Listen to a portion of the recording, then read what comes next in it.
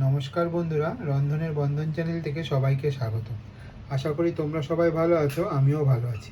আজকে আবার একটা নতুন রেসিপি নিয়ে চলে এসেছি, একদম সিম্পল ঘরোয়া রেসিপি। সজনের ডাঁটা, আলু, শিম, ডালের বড়ি দিয়ে একদম নিরামিষ একটা হালকা রান্না। তাহলে চলো দেখা যাক কীভাবে এই রান্নাটা আমি করছি। তাহলে পুরো ভিডিওটা দেখার অনুরোধ রইল, লাস্ট থেকে ফার্স্ট পর্যন্ত স্কিপ করো না, তাহলে একদম মিস হয়ে যাবে, তাহলে রান্নাটা ঠিকঠাক হবে না। আমি আজকে একটা নিরামিষ সবজি বানাবো। এই গরমের দুপুরে খুব ভালো লাগে। আমি সজনের ডাঁটা, একটু শিম, আলু এরকম লম্বা লম্বা করে কেটে পরিষ্কার করে ধুয়ে নিয়েছি। আর সঙ্গে আমি ডালের বড়ি নিয়েছি। ডালের বড়িটা আমি এবার ভেজে নেব। গ্যাসে আমি একটা কড়াই বসিয়ে দিয়েছি। এবার গ্যাসটা অন করে কড়াইটা গরম করে ডালের বড়িগুলো লাল লাল করে ভেজে নেব। তেলটা আমার গরম হয়ে গেছে, এবার আমি বড়িগুলো দিয়ে লাল লাল করে ভেজে নেব।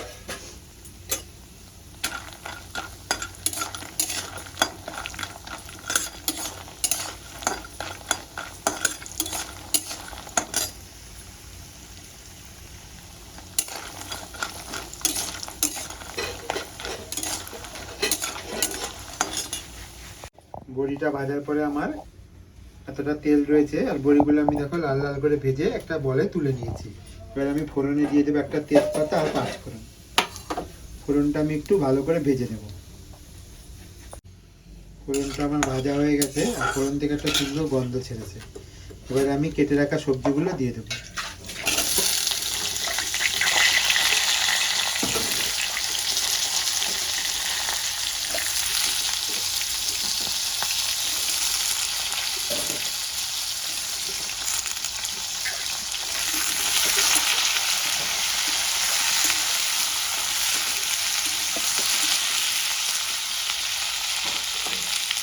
এবার আমি নুন হলুদ দিয়ে ঢাকা দিয়ে দেবো।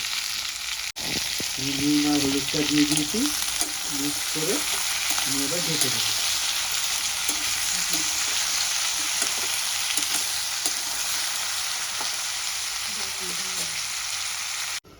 আমি 10 মিনিটের জন্য ঢেকে দিয়েছিলাম। এবার আমি ঢাকাটা তুলে দেখে নেব। দেখো, আমি 3-4টে কাঁচা লঙ্কা ছিঁড়ে দিয়েছিলাম, সেটা পিস হয়ে গেছে।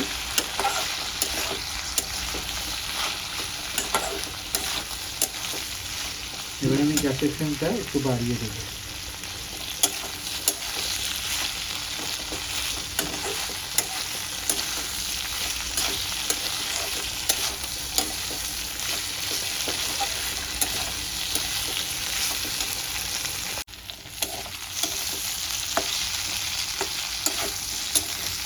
এইভাবে গরমের দিনে তরকারি করলে খেতে খুব ভালো লাগে।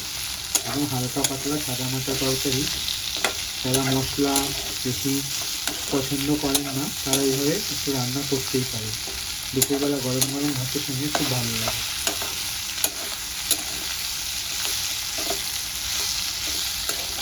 গরমে বেশি রিচ খাওয়াটা ঠিক নয় সবসময়।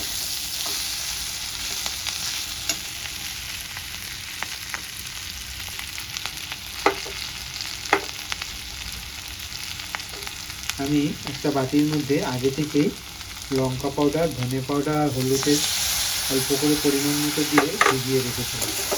তো মশলাটা দিয়ে বেশ সুন্দর করে কষাতে থাকবো। আর মশলার বাটিটা ধুয়ে একটু জল অ্যাড করে দেবো। আমি মশলাটা দিয়ে নিয়েছি, আর মশলা ধুয়ে বাটিটা একটু জল দিয়ে দিয়েছি। এবার মশলার সঙ্গে ভালো করে কষাতে থাকবো। আর একটা টমেটোকে ছোটো ছোটো করে কেটে আমি দিয়ে নেব। আমি ভেজে রাখা ডালের বড়িটাও এর সঙ্গে দিয়ে দেবো, দিয়ে কষাতে থাকবো। এখানে ডালের বড়িগুলো খুব একটা ভালো পাওয়া যায় না, শক্ত শক্ত হয়ে থাকে, তাই একসঙ্গে কষালে একটু সফট হবে, খেতেও ভালো লাগবে।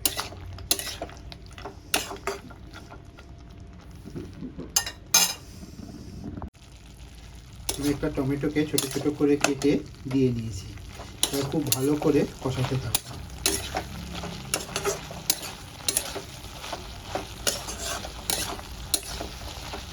মশলার কাঁচা গন্ধটা চলে যাওয়া পর্যন্ত কষাতে হবে। এটা একদম সম্পূর্ণ নিরামিষ রান্না। আশা করি তোমাদের ভালো লাগবে। আর যদি ভালো লেগে থাকে তাহলে অবশ্যই লাইক, কমেন্ট, শেয়ার করতে ভুলো না। একবার হলো বাড়িতে ট্রাই করো।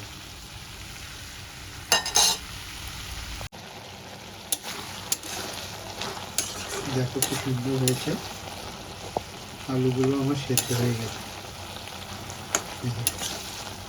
বড়িগুলো হয়ে গেছে।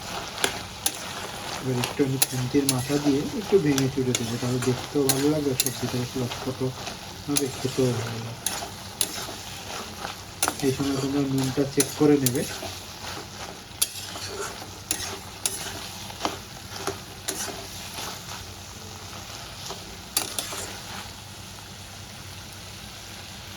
আমি উপর থেকে একটু সর্ষে বাটা দিয়ে নেব। এটা আমি সানরাইসের সর্ষে পাউডারটা নিয়েছি, তোমরা চাইলে বেটেও নিতে পারো, বাজারে কিনতে পাওয়া যায়। সর্ষে বাটাটা দিলে খেতে খুব ভালো লাগবে। সর্ষে বাটাটা দিয়ে একটু কষিয়ে নেব।